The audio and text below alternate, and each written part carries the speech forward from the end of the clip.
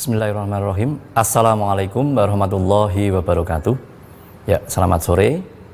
Nah, pada kali ini kita akan melanjutkan untuk pemberian materi di anatomi, ya, di mana pada kali ini tentang organa genitalia feminina. Nah, tentunya yang kemarin sudah kalian pelajari, ya, di mana pada pertemuan yang sebelumnya kita sudah bahas tentang anatomi dinding pelvis dan perineum. Nah, pada kali ini kita akan bahas tentang organa genitalia feminina atau organ reproduksi atau genital pada perempuan, ya, atau wanita. Pada dasarnya ini kita bagi menjadi dua bagian, yaitu organa genitalia feminina eksterna dan organa genitalia femina yang interna. Nah, coba kita lihat di bagian yang eksterna dulu. Nah, ini bisa kita tunjukkan. Yang pertama adalah mons pubis, ya. Penjelasannya nanti, ya. Ini mons pubis. Kemudian ada labium majus, ya, labium majus. Kemudian ada labium minus, ya, labium minus. Nah, kita buka. Nah, ini sering disebut vulva, ya, atau bagian dari kelamin wanita luar. Dan di sini ada tempat muara, ya, muara dari berbagai macam ostium atau dan yang lain-lainnya. Ini yang dinamakan vestibulum vagina, ya, vestibulum vagina. Kemudian di dalamnya juga ada glandula vestibularis mayor atau yang terkenal dengan glandula Bartolini, ya. Paling tidak itu untuk bagian organ genitalia femini eksterna, ya. Adapun yang interna nanti kita akan bahas kemudian. Kita coba bahas satu persatu yang berhubungan dengan organ genitalia feminina yang eksterna. Yang pertama adalah mons pubis, ya. Mons pubis ini suatu bagian yang membulat, ya, di mana di bagian mons pubis ini banyak kita temukan jaringan adiposa atau bagian lemaknya, ya. Dan di bagian ini itu akan ditumbuhi oleh rambut kemaluan yang dinamakan pubes. Nah, ini, ya. Terus kemudian pertumbuhan pubes itu nanti akan berlanjut ke bagian yang dinamakan labium mayora atau labium majus. Nah, pada labium majus ini karena masih ditemukan pubes atau rambut kemaluan, maka labium majus ini akan homolog pada bagian organ genitalia pria atau laki-laki, yaitu pada skrotum, ya. Skrotum itu apa? Masih ingat? Ya, skrotum bagian yang untuk kantong dari atau yang terdapat di dalamnya ada testis, ya, dan teman-temannya, ya. Baik, kita bahas tentang labium majus. Nah, ini bagian dari labium majus, di mana bagian dari anteriornya. Nah, di sini itu nanti ada yang dinamakan commissura labiorum pudendi yang anterior, ya. Commissura anteriornya, ya. Kemudian ke bagian belakangnya ini yang dinamakan commissura pudendi yang posterior, ya. Ini pada labium majus, ya. Jadi ada bagian labium anteriornya dan ada bagian labium yang posteriornya. Ini dihubungkannya terhadap labium majusnya, ya. Terus kemudian kita lanjutkan di bagian labium minus. Nah, ini bagian labium minus kanan kiri, di mana bagian dorsokaudalnya, ya, dorsokaudal, ya. Dorsal kaudal. Nah, di sini ini nanti kita akan dihubungkan dengan namanya frenulum labiorum minorum, ya. Jangan sampai salah dengan yang di bagian bawahnya ini. Kalau yang di bagian bawahnya ini dinamakan tadi, ya, commissura posterior, ya. Kalau yang di atasnya ini yang memang dihubungkan dari labium minusnya pada dorsokaudalnya ini dinamakan frenulum labiorum minorum. Nah, sedangkan yang bagian ventrokranialnya di sini itu nanti berhubungan dengan atau membentuk bagian yang dinamakan preputium clitoridis ya, dan frenulum clitoridis. Ya, yang namanya preputium itu adalah yang menutupi bagian dari klitorisnya. Nah, tentu kita harus mencari dulu, mengidentifikasi bagian dari klitorisnya dulu ya. Nah, ini ada kita tunjukkan. Nah, di sini ada klitorisnya ya, di mana dia ditutupi oleh suatu bangunan yang dinamakan preputiumnya. Nah, ini preputiumnya, ini klitorisnya di sini. Kemudian di bagian ini, nah ini ada lipatan.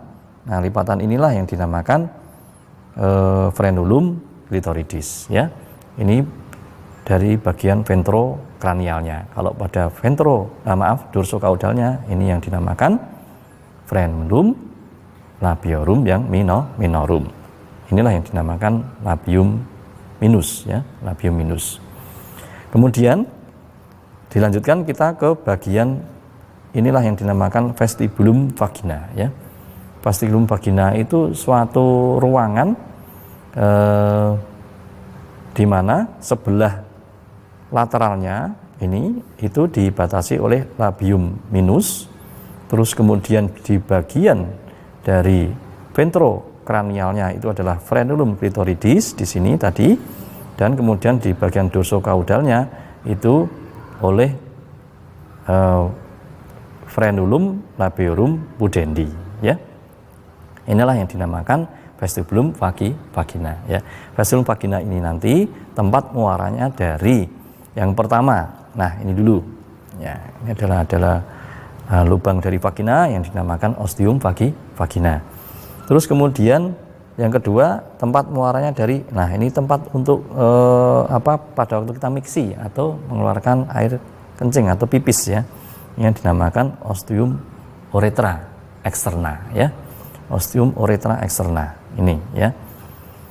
Kemudian kita lanjutkan ke muara dari glandula vestibularis mayor dan minor ya. Nah, glandula vestibularis yang mayor itu biasanya kita sebut glandula Bartolini. Nah, itu berada di bagian kanan kiri dari ostium vagina. Jadi ada di bagian belakangnya sini ya, memang agak susah ditunjukkan. Nah, biasanya kalau seumpama kita pemeriksaan pada gin ya, itu nanti biasanya kita akan memasukkan jari telunjuk kita masuk ke sini seperti ini. Nah, di bagian inilah nanti kita akan bisa raba bagian dari glandula vestibularis mayor atau yang dinamakan glandula Bartolini ya. Ini nanti akan mengeluarkan pelumas atau lubrikan ya pada saat terjadi orgasme ya. Ya, ini. Kemudian kalau yang glandula vestibularis yang minor itu di antara ostium vagina, ini ostium vagina, dan ostium uretra externanya.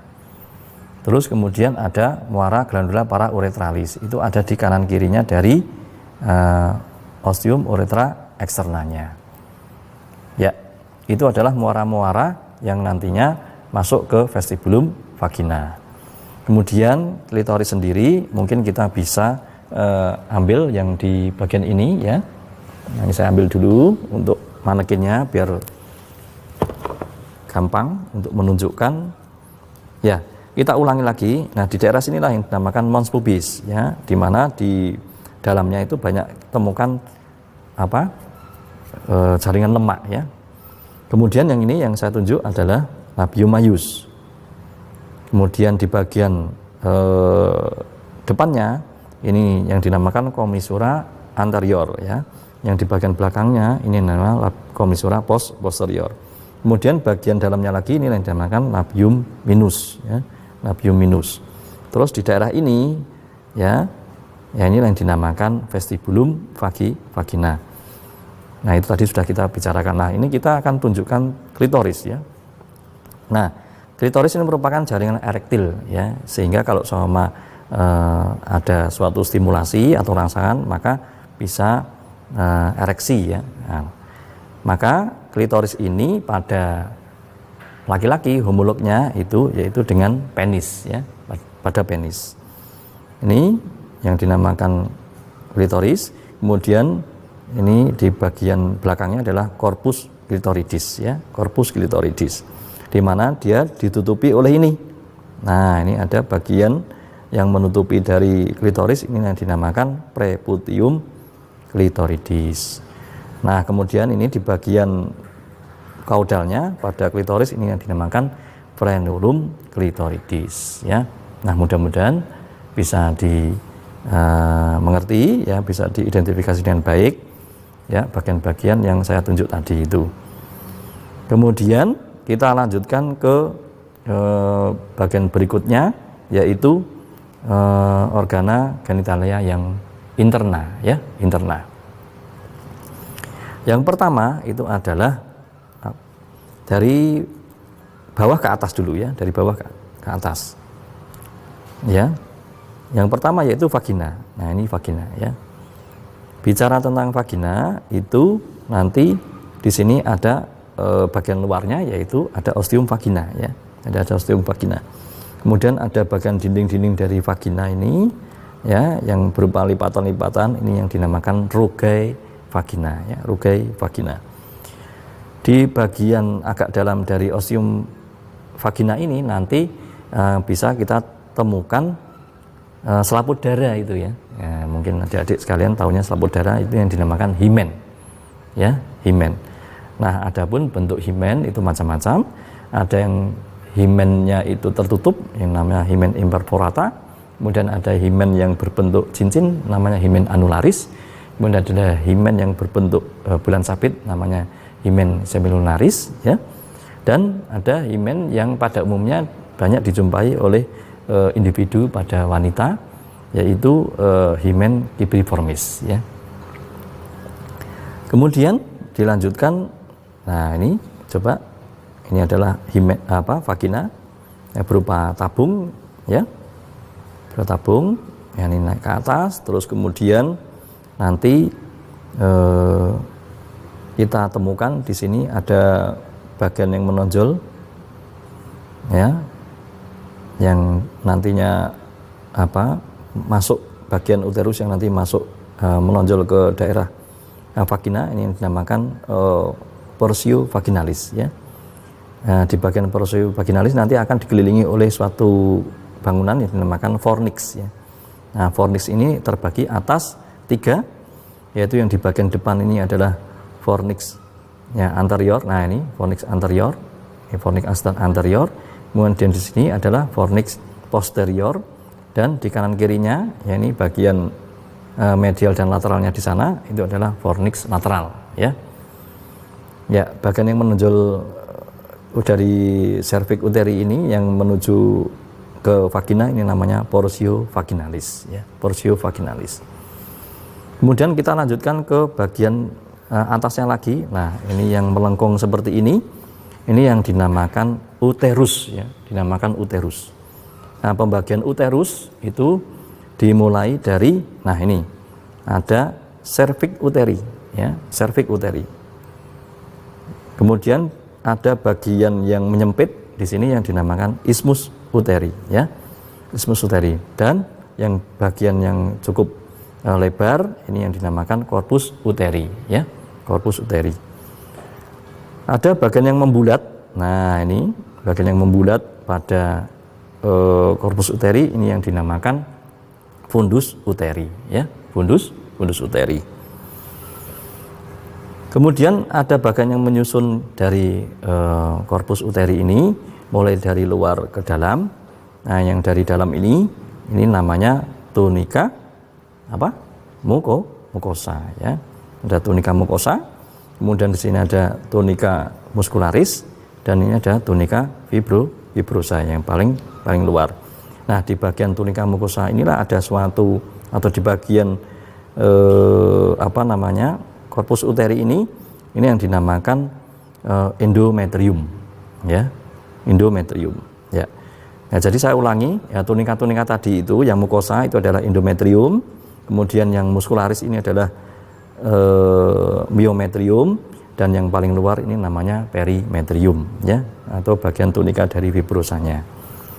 Ya, ini dari korpus uteri, ya. Terus kemudian di endometrium ini terdapat suatu ruangan yang dinamakan cavum uteri, ya. Nah, di cavum uteri inilah nanti sigut itu akan menempel di sini, ya, dan mengalami pertumbuhan perkembangan dari embrio, ya. Ya, kembali ke bagian dari ismus tadi, ya. Ini adalah ismus, bagian yang menyempit pada uterus, ya, ismus uteri. Ini nanti perkembangannya kalau soma si wanita ini mengalami kehamilan, ya, atau hamil, itu ismus uteri nanti akan berubah menjadi segmen bawah rahim atau SBR, ya, sehingga dia tidak akan sempit lagi, dia nanti akan melonggar karena perkembangan dari embrionya, ya, atau sampai janin, ya, janin, ya. Terus kemudian kita lanjutkan. Nah, ini agak susah, ini saya harus ambil dulu. Nah, kita lanjutkan. Kalau ini tadi kita sudah bicarakan tentang korpus uteri, atau ini bagian dari uterusnya, maka kita lanjutkan menuju ke bagian tuba uterina. Nah, ini dinamakan tuba uterina, ya. Ada 4 bagian dari tuba uterina. Yang pertama adalah ini pas tuba uterina, ya. Terus kemudian ada bagian yang mengalami penyempitan di sini, namanya ismus tuba, dan kemudian ada bagian yang mengalami pelebaran, namanya ampula tuba uterina, dan yang terakhir itu nanti di sini ada fimbria tuba uterina. Nah, di mana di bagian fimbrianya ini nantilah yang untuk mengambil menyapu, ya, istilahnya kalau soma nanti ada ovum, ya, ada ovum, sehingga nanti biar pertemuan antara ovum dengan sperma itu pada tempatnya, ya, tempatnya ada di bagian yang melebar dari tuba uterina, yaitu pada ampula tuba uterina, ya. Terus kemudian setelah tuba uterina ini kita akan lanjutkan, ini kita bisa identifikasi ini adalah ovarium, ya, ovarium, di mana ovarium ini nanti akan menghasilkan sel telur dan juga hormonnya. Hormonnya apa itu? Yaitu testosteron dan progesteron, ya. Nah, ini. Nah, adapun nanti untuk ovarium itu juga ada pengantungnya, yaitu ada ligamentum suspensorium ovarii dan ligamentum propium ovarii, ya. Nanti kita lihat dengan bagian yang lainnya, ya. Kemudian kita lanjutkan. Nah, yang di sini, ya, untuk menunjukkan bagian-bagian yang lain yang juga nanti untuk mempertegas dari yang sudah saya sampaikan tadi. Nah, ini, ya, kalau kita lihat di sini, nah, ini adalah uterus, ya. Uterus ini adalah bagian fundus uterinya, ini adalah korpus uteri. Kita buka, ya, biar tahu di bagian aslinya. Kalau tadi kan kita pakai manekin, ya, maaf, ini saya ambilkan jarum pentulnya dulu, ya. Ini adalah fundus uteri, kemudian adalah korpus uteri, di mana di dalamnya nanti ada cavum uteri, ya. Ini cavum uteri ini dinamakan endometriumnya adalah endometrium. Coba kalian lihat, nah, ini ada bagian yang menyempit, nah, ini namanya ismus, ya, ismus uteri, ya, ismus uteri. Terus kemudian ke bagian kaudalnya, ini yang dinamakan cervix uteri, ya. Di mana di bagian cervix uteri ini nanti dari ismus ke cervix uteri nanti ada suatu kanal yang dinamakan kanalis cervicis uteri, ya. Ya. Terus yang ini yang dinamakan ostium uteri, ya, ostium uteri. Ya, karena bagian dari pintu dari uterusnya. Ya.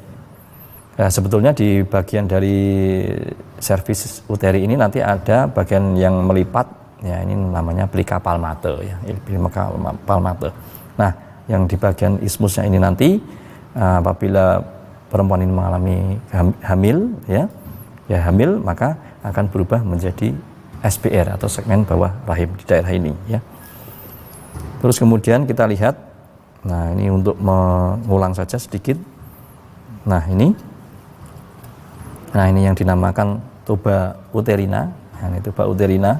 Yang pertama ini lepas tuba uterinanya, nanti ada ismus tuba uteri, kemudian ini ada bagian yang melebar namanya ampula tuba uterina, dan ini adalah fimbria tuba uterina.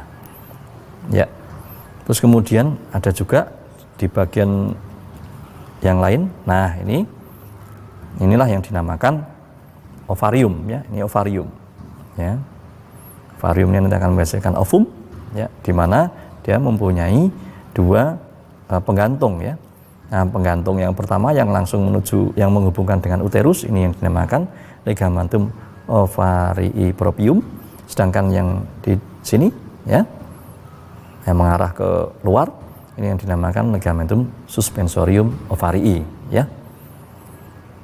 Terus kemudian kita bicarakan tentang penggantung dari uterus ya, penggantung dari uterus yang bisa kita kenali di sini ya. Ya, ini yang lebar, ini yang dinamakan ligamentum latum ya. Kemudian di antara dua lembaran ini ya, dua lembaran dari ligamentum latum itu nanti ada yang dinamakan ligamentum cardinale uteri ya. Kemudian ada coba saya akan cari dulu, mudah-mudahan ketemu. Jadi di bagian ligamentum latum ini nanti ada bagian yang menebal ya, bagian yang menebal. Nah ini agak susah memang ini ya, bagian yang agak menebal ya. Intinya pokoknya nanti kalau kalian menemukan bagian yang menebal di bagian ligamentum latum ini, nah inilah yang dinamakan ligamentum teres uteri ya. Kemudian ada juga yang penggantung yang ke arah apa ini, ke arah ovarium, itu mesoovarium ya, mesoovarium. Dan juga penggantung yang dekat sekali dengan tuba uterina di sini, yaitu dinamakan mesosalping ya, mesosalping ya. Itu yang berhubungan dengan organ genitalia interna. Adapun fasa inervasinya, terutama di sini adalah vaskularisasinya, yang penting adalah pertama yang mensuplai darah ke ini ovarium adalah terutama dari arteri ovarika ya, di mana arteri ovarika itu adalah percabangan langsung dari aorta abdominalis, sama halnya dengan yang arteri spermatika ya, itu sama ya. Terus kemudian ini dari ovarium, kemudian tuba uterina dan uterusnya itu mendapatkan dari arteri uterina ya, dari arteri uterina ya. Terus kemudian kalau yang vagina itu mendapatkan dari arteri vaginalis ya, meskipun ada yang mendapatkan dari ramus yang lainnya. Nah, kira-kira itu yang bisa kami sampaikan untuk organa genitalia feminina. Mudah-mudahan bermanfaat, dan mohon pesan agar untuk mencari referensi atau mencari bacaan yang lain bisa pada Gray's Anatomy for Students atau pada anatomi yang berbasis klinis pada et.al. Moore atau yang lainnya ya, atau bisa membaca di keterangan-keterangan yang ada pada buku atlasnya, baik di Atlas Subota maupun pada Atlas Prometheus ya. Nah, semangat belajar dan jangan patah arang ya. Mudah-mudahan kalian mudah mempelajari anatomi, terutama di blok 7 ini. Demikian apa yang bisa saya sampaikan. Kalau misalnya minta maaf, saya tutup. Alhamdulillahirabbil alamin. Wassalamualaikum warahmatullahi wabarakatuh.